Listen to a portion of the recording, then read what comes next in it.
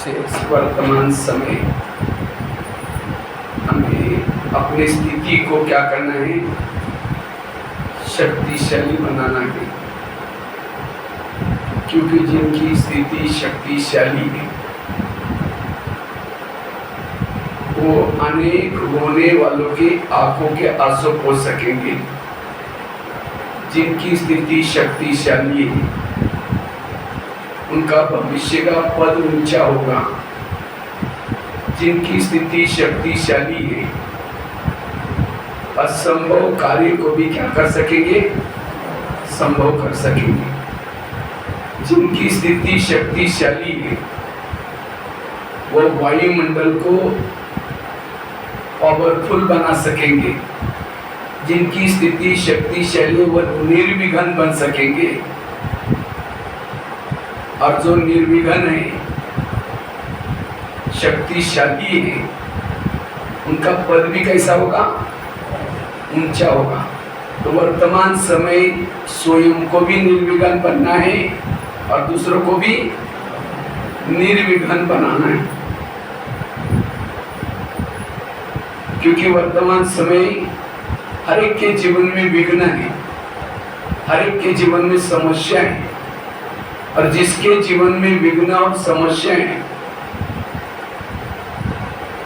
उसके चेहरे में खुशी नहीं होगी, उनका चेहरा हर्षित नहीं होगा। और जिसका चेहरा ही हर्षित नहीं है उनको कौन कहेगा इनको भगवान मिला है, स्वर्ग में जा रहे हैं, देवता बनने के लिए जा रहे हैं। क्योंकि जिनके चेहरे में खुशी नहीं है उनके पास सहन शक्ति नहीं, परखने की शक्ति नहीं, निर्णय शक्ति नहीं। इतना ही नहीं, जिनके चेहरे में खुशी नहीं उनके दिमाग को ताला लगा हुआ है, बुद्धि को ताला लगा हुआ है, उनके बुद्धि में ज्ञान भी नहीं बैठेगा। इसलिए पहले निर्विघ्न बनो। तो निर्विघ्न बनने के लिए मेरी स्थिति कभी ना बिगड़े, मेरी स्थिति पावरफुल बने, उसके लिए हम क्या क्या करें उसके ऊपर चर्चा करें। मेरी स्थिति निर्विघ्न बने, स्थिति शक्तिशाली बने, स्थिति ना बिगड़े, भविष्य का पद ऊंचा मिले, वायुमंडल बनाने की सेवा करें। उसके लिए समय अनुसार हमें क्या करना है इसके बारे में चर्चा करेंगे। तो वर्तमान समय हमें जो पुरुषार्थ करना है वो है आत्माभिमानी स्थिति का अभ्यास। क्योंकि स्थिति उनकी बिगड़ते जो देह भान में आते हैं। जो देह भान में आता है दूसरे के दोष दिखाई पड़ेंगे। जो देह भान में आते हैं कमी कमजोरियां दिखाई पड़ती है। जो देह भान में आता है उसको सहन नहीं होता, देह भान में आता है वायुमंडल को खराब करता है। इसलिए बाबा रोज की मुरली में कहते बच्चे आत्मा समझो, आत्माभिमानी बनो। क्योंकि आत्माभिमानी बनने वाला ही देवता बन सकता है। जो आत्माभिमानी स्थिति में है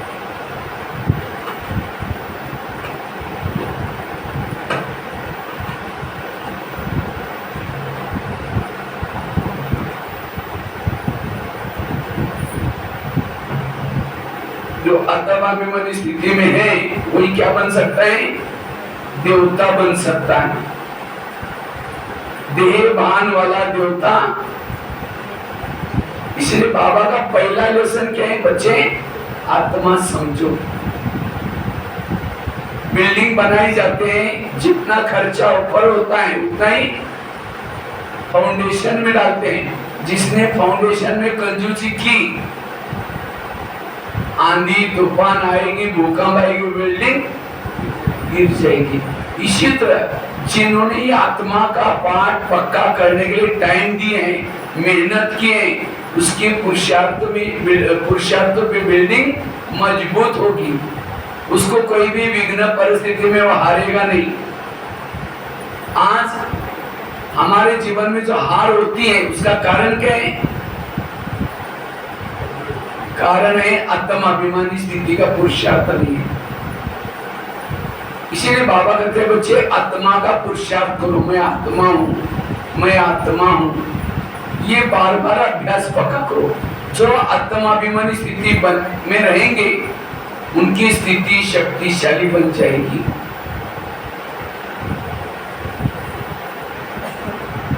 क्योंकि आत्माभिमानी स्थिति में रहने वाला रात को सोया है योग लगा रहेगा, रास्ते में चल रहा है उसका योग लगा रहेगा, वो निरंतर बाबा के साथ कंबाइंड रहेगा। इसलिए आत्मा के लेसन को पक्का करना है। मुझे लगता है कोई भी आप मुरली उठाओ, बाबा कहते हैं बच्चे आत्मा समझो, मुझे याद करो। हर मुरली में बाबा आत्मा के ऊपर अटेंशन खिंचवाता है, क्योंकि आत्मा का लेसन बहुत ही महत्व का है। जितना भी आत्मा के स्वरूप में रहेंगे अति इंद्रिय सुख मिलता है, और जिसको अति इंद्रिय सुख मिलता है, जैसे कोई जिलेबी खाता है उसको मुरमुरा मुड़ी फीकी लगेगी, कहेंगे नहीं नहीं जिलेबी का मुरमुरा नहीं चाहिए। तो जिसने अति इंद्रिय सुख का अनुभव किया है उसको ये विकार, ये संस्कार फीके लगेंगे। विकार अपने तरफ खींचते हैं, संस्कार अपने तरफ खींचते हैं। इसका मतलब मैंने जिलेबी का अर्थात अशरीरी का अनुभव नहीं किया। जिस घर में लाइट नहीं होते वहां क्या रहता है? भूत। पहले भूत रहते थे गांव में भूत, लेकिन आजकल नाम निशान खत्म हो गया। क्यों? लाइट हो गई। इसी तरह माया रूपी विकारों का भूत भी वही रहता है जहाँ ध्येय का भान है। इसलिए और अंत में जो पेपर आने वाले, क्या क्या पेपर होंगे?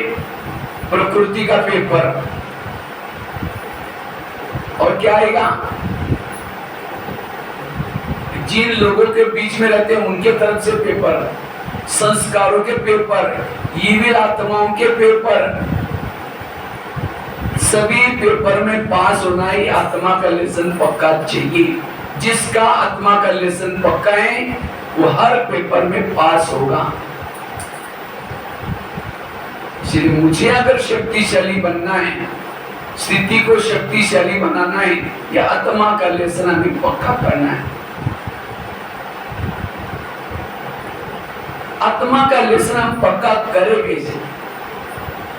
जैसे राम रावण का युद्ध चलता है, राम रावण का एक सिर काटता है, वो कट तो जाता है फिर जुड़ जाता है, फिर दूसरा काटता है फिर जुड़ जाता है। राम परेशान हुए, विभीषण आया, कहता है ऐसा नहीं मरेगा, उसके नाभि में तीर लगाओ, और जब नाभि में तीर लगा रावण क्या हो गया? मर गया। इसी तरह हम भी रावण को मारने में लगे, कोई 2 साल से, कोई 4 साल से, लेकिन नहीं मर रहे हैं। कभी काम का गला काट देते हैं, वो कट तो जाता है दोबारा जुड़ जाता है, फिर काट देते हैं दोबारा जुड़ जाता है, क्योंकि हमने उसके नाभि में तीर नहीं लगाया। नाभि अर्थात देह का भान, और जब तक देह भान को खत्म नहीं करेंगे माया खत्म नहीं होगी। अभी आ रहा है ना दसरा, दसरे को हर साल मनाते हैं, क्यों? और हर साल भूत और ऊंचा बनाते हैं, मना हर एक के अंदर का रावण बढ़ता ही जा रहा है। तो इसीलिए मुझे अगर रावण को मारना है तो क्या करना है? देह भान के नाभि में तीर लगाओ, देह भान खत्म करो। देह भान सबसे बड़ा विकार है। काम क्रोध बाद में आता है, पहले आता है क्या? देह भान। इसीलिए बाबा कहते हैं आत्मा समझो। सीता के सामने जब रावण आता है वो क्या करते हैं? तिल्ली जला करके रख देते हैं माचिस, रावण उसको टच भी नहीं करता।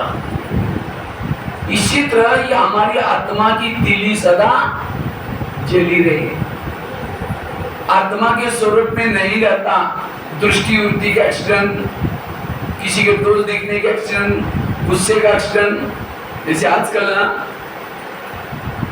मोटरसाइकिल निकली है, या जो भी आजकल गवर्नमेंट ने क्या किया है, ऐसी सिस्टम बनाया, दिन में भी अगर चाबी मोटरसाइकिल के अंदर डालते ही लाइट क्या होते हैं? चालू होती है। दिन में भी लाइट जला कर रखने का कायदा कानून बना है, क्योंकि एक्सीडेंट क्यों होते हैं? बिना लाइट की। लाइट होती है तो एक्सीडेंट नहीं होगी। इसी तरह आज हमारे भी एक्सीडेंट क्यों होते हैं? जब आत्मा की लाइट बंद रहती है। और कलयुग में कहां जा रहे हैं हम लोग? अंधेरे में जा रहे हैं। और इसी अंधेरे में हमारा आत्मा का दीपक सदा जागृत है। तो आत्म अभिमानी हम बने कैसे? आत्म अभिमानी बनने के लिए सबसे पहली बात है, अगर मुझे आत्म अभिमानी बनना है, पवित्रता का धारणा चाहिए। दूसरी बात, 7 स्वरूपों का अभ्यास। तीसरी बात, निरहंकारी होकर के रहना। चौथी बात, सोमानों के अभ्यास।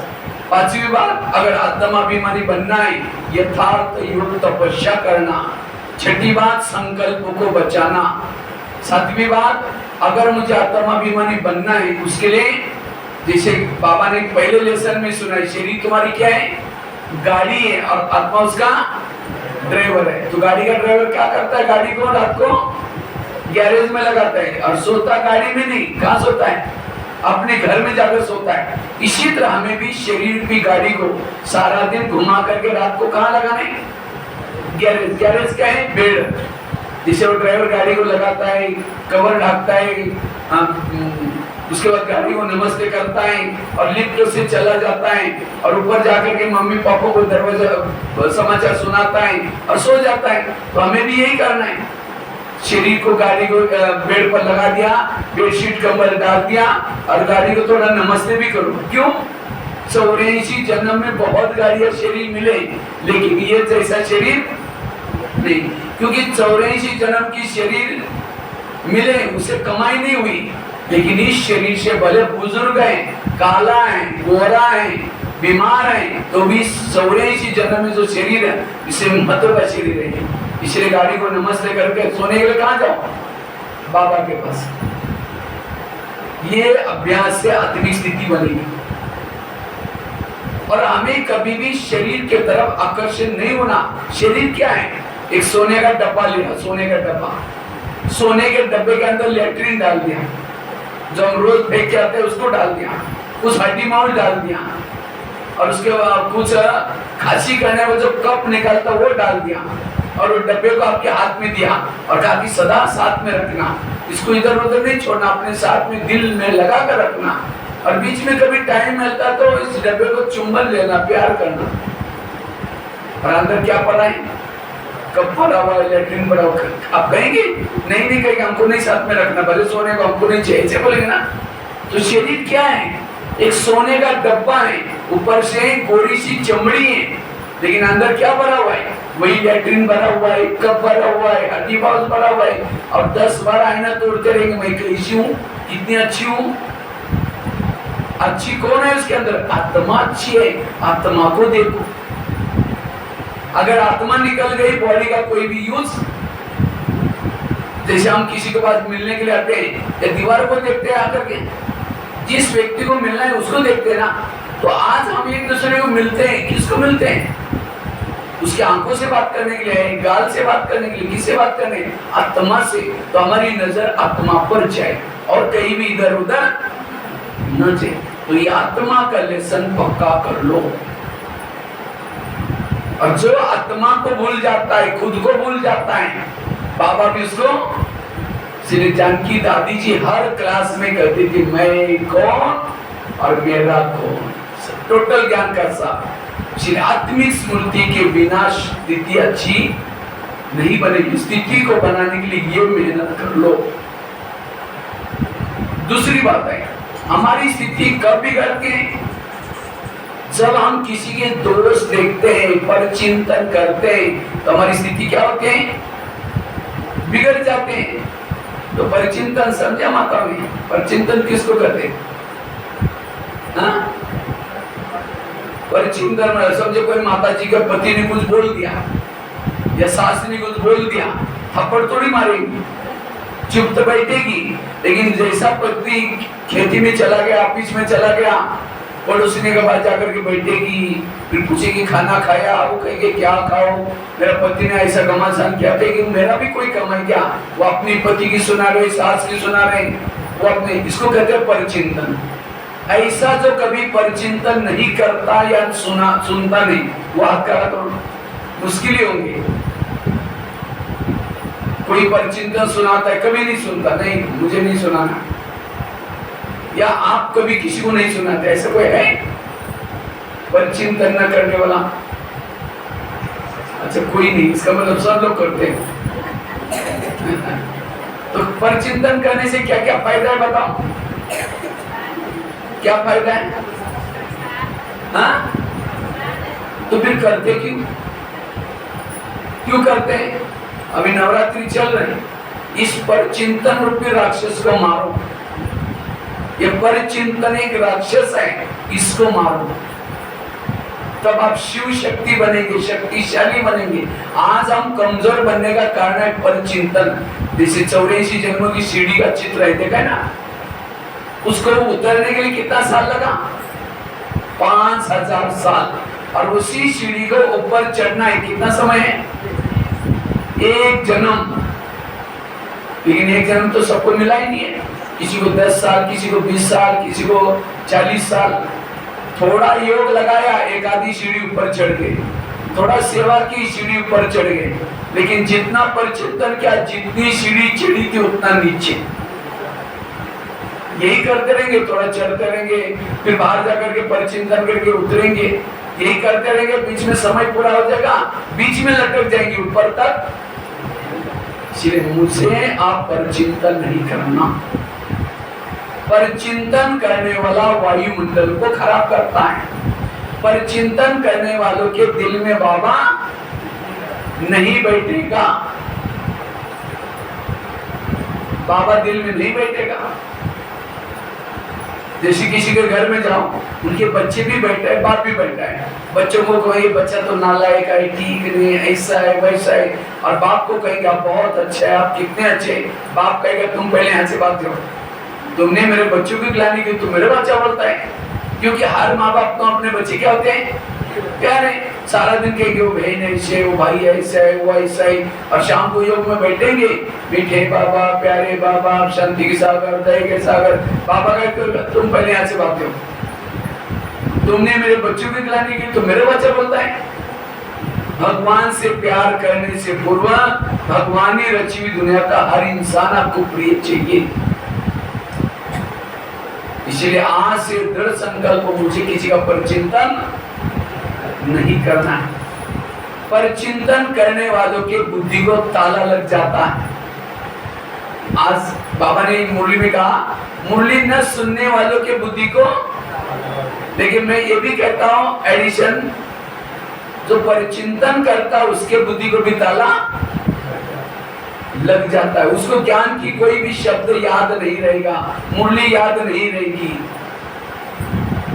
इसलिए आज से मुझे कभी किसी का परचिंतन, सरस्वती माँ किसके ऊपर बैठी है? हंस के ऊपर बैठती है। हंस के ऊपर, हंस मतलब अंदर बाहर सोच। अब इसी तरह कोई बहन या भाई सामने नहीं, दो चार जन मिल तो उसकी बुराई करे, वो फलाने ऐसी है, ये ऐसी है, वो ऐसे है, और अचानक आई तो क्या कहेंगे, ओम शांति, अभी हम आपको याद कर रहे थे, मुख में राम, बगल में छुरी। और परचिंतन करते समय हम क्या करते हैं, पहले इधर उधर देखेंगे, कोई सुन तो नहीं रहा, उसके बाद कान में नजदीक जाकर चू चू करते रहेंगे। और ऐसी बातें जो करता है परचिंतन की, उसके लिए जिसका परचिंतन करके नफरत आएगी, घृणा आएगी। और परचिंतन करने वालों को सुख शांति नहीं है, उस घर का वायुमंडल खराब हो जाता है। एक शिष्य था, भगवान के पास जाता है, कहता है भगवान मैं जीवन में आगे बढ़ना चाहता हूँ। भगवान ने कहा ठीक है, मैं उसके लिए तुम्हें वरदान देता हूँ, और कहा कि साथ में 2 थैले देता हूँ। भगवान ने कहा एक थैले को तुम क्या करना, पीठ के पीछे रखना, पीठ के पीछे, और दूसरे थैले को कहाँ रखना, आगे रखना। और भगवान ने कहा कि जो पीठ के पीछे थैला है, तुम्हारे आस पास पड़ोस में जो भी लोग रहते हैं, उस सभी के अंदर जो भी बुराई है वो कहाँ रखे, पीठ के पीछे थैले वाले में चिटकी डाला कर बना के डालिए। और भगवान ने कहा आगे वाला जो थैला है, तुम्हारे अंदर खुद के अंदर जो बुराई है, दोष है, वो आगे है, तो कहा कि इसको खुला रखना। और बीच बीच में हाथ डाल करके निकलना चिट्ठी को, और मेरे अंदर क्या क्या बुराई है उसको देख करके परिवर्तन करना। दूसरे की बुराई को पीछे रखना, उसको बांध करके रखना, देखना नहीं, किसी को सुनाना नहीं, उसके बारे में सोचना नहीं। और तुम्हारी बुराई को कहाँ रखना? आगे। समय कभी होता है तो निकाल करके देखना, उसको परिवर्तन करना। इतना करो तुम्हें सुख शांति सब मिलेगी, जाओ। लेकिन थैले का ध्यान रखना, पीछे का पीछे। कहते भगवान मुझे सुख चाहिए, मैं ऐसा ही करूंगा जैसे आपने कहा। चला गया कुछ साल के बाद व्यक्ति क्या करता है, पीछे का थैला आगे किया, मानो दूसरे की बुराई को आगे और अपने बुराई को पीछे। जैसे थैले उल्टे किए उसके वरदान भी उल्टे हो गए। फिर भगवान के पास आता है, कहता है भगवान मुझे सुख मिला ही नहीं, मुझे शांति मिली नहीं। भगवान ने कहा अच्छा मैंने जो तुमको थैले दे तो उसको कहाँ रखा था? कहता भगवान में कभी कभी मेरे से भूले हो गई, मैंने पीछे का थैला कभी कभी आगे किया। भगवान ने कहा यही तुम्हारे दुखों का कारण है। ये कहानी किसी और की नहीं, इसकी है, हमारी अपनी कहानी है। हम यहाँ क्यों आते हैं? थोड़ा सुख मिल जाए, शांति मिल जाए। तो बाबा कहते ठीक है, मैं तुम्हें वरदान देता हूँ, साथ में 2 थैले देता हूँ। दूसरे की बुराई को कहाँ रखना? पीछे, और अपनी बुराई को।